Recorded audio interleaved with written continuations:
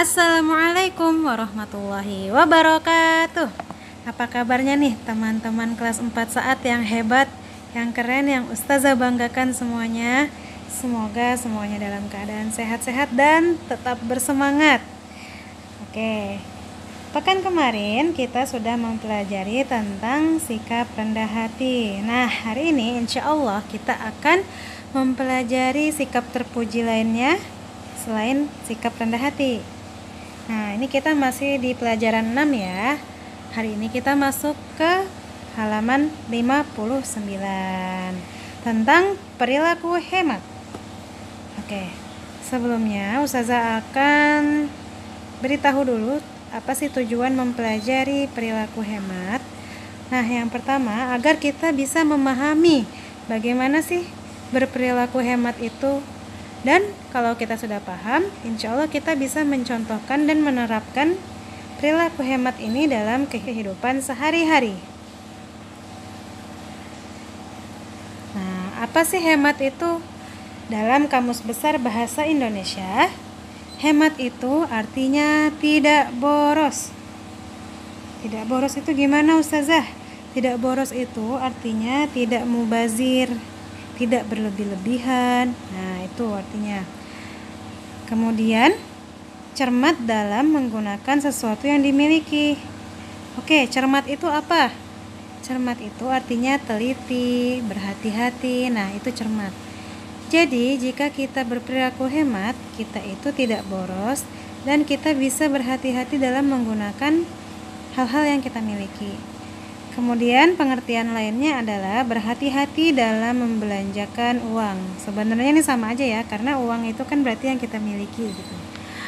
Oke, sebagai umat Islam, kita harus membelanjakan harta kita sesuai dengan kebutuhan. Tidak boleh berlebih-lebihan, namun juga tidak kikir. Apa itu kikir? Kikir itu artinya pelit. Nah, jadi sebagai umat Islam kita itu harus berada di tengah-tengah. Tidak boros, tidak kikir. Jadi sesuai dengan kebutuhan aja lah gitu. Nah, ini ada dalilnya. Yang pertama di surat Al-Furqan ayat 67.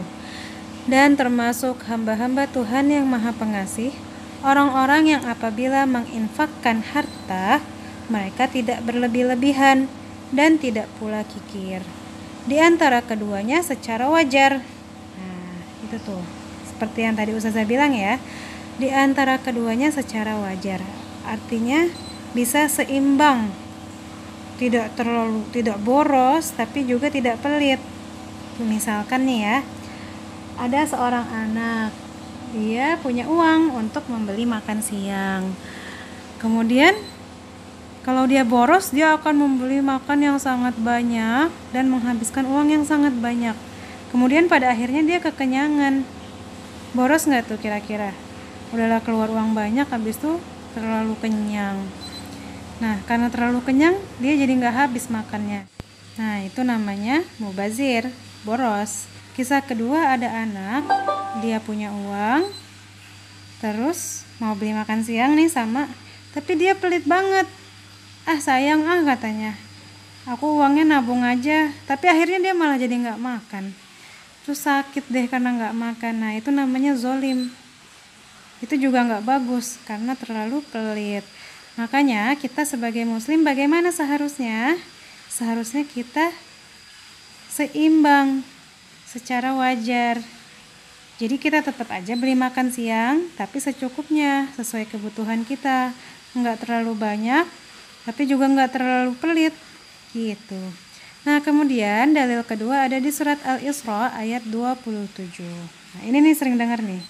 Innal mubadzirina kanu ikhwanasyayatin. Sesungguhnya orang-orang yang pemboros tuh mubazir itu adalah saudara setan. Wa kana asyaitanu lirabbih kafura. Dan setan itu sangat ingkar kepada Tuhannya. Nah, pasti nggak mau kan jadi saudaranya setan. Jadi kita jangan boros. Begitu. Nah, apa saja sih keuntungan perilaku hemat? Kalau kita bisa berperilaku hemat, kita akan selalu merasa cukup. Jadi kita tuh nggak nafsu pengen beli ini itu, pengen jajan ini itu, karena kita merasa cukup. Kita tahu kebutuhan kita apa, dan kita menyesuaikan apa yang kita miliki. Misalnya kita punya uang, kita akan menyesuaikan dengan kebutuhan kita. Dengan itu kita akan merasa cukup. Kemudian kalau kita bisa berperilaku hemat, kita akan memiliki tabungan. Nah, asik nggak tuh punya tabungan? Kalau kita punya tabungan, semisal kita sewaktu-waktu butuh untuk hal yang penting dan cukup besar, insya Allah kita sudah menyiapkan di tabungan itu. Begitu. Kemudian yang ketiga, barang atau apapun yang dimiliki akan dijaga dengan baik sehingga awet dan tidak cepat rusak. Nah, tadi seperti pengertian hemat ya. Hemat itu artinya dia cermat dalam menggunakan sesuatu yang dia miliki. Jadi sesuatu yang kita miliki, barang atau apapun lah pokoknya, kita bisa menjaganya dengan baik sehingga lebih awet gitu. Kemudian orang yang berperilaku hemat, keuntungannya adalah hidupnya tenang, disiplin, dan teratur. Mau uangnya banyak, mau uangnya sedikit, dia sudah bisa mengaturnya dengan baik gitu. Jadi dia tidak cemas dan hidupnya tenang.